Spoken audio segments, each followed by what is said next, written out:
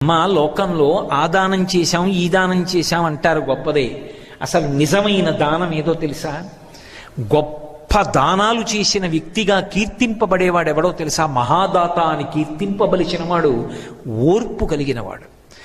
తాను కోపాన్ని పొందడానికి కావలసిన శక్తి ఉన్నవాడయ్యుండి అవతల వారిని ఇబ్బంది తన శాపము చేత పెట్టగలిగిన వాడయ్యుండి కూడా అలా చెయ్యకుండా నిగ్రహించుకుని ఓర్పుతో పావు కుబుసాన్ని విడిచిపెట్టినట్టు కోపాన్ని విడిచిపెట్టి నిలబడిన వాడున్నాడే, వాడమ్మా దాత. వాడు చేసిన దానం ఎవరు చెయ్యరు. ఎందుకని మీరు ఆలోచించండి.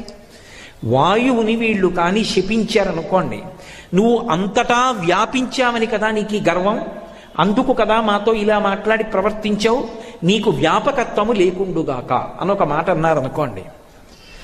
ఆ వాయువు చిత్రం ఏమిటంటే అశరీర శరీరేషు వాయు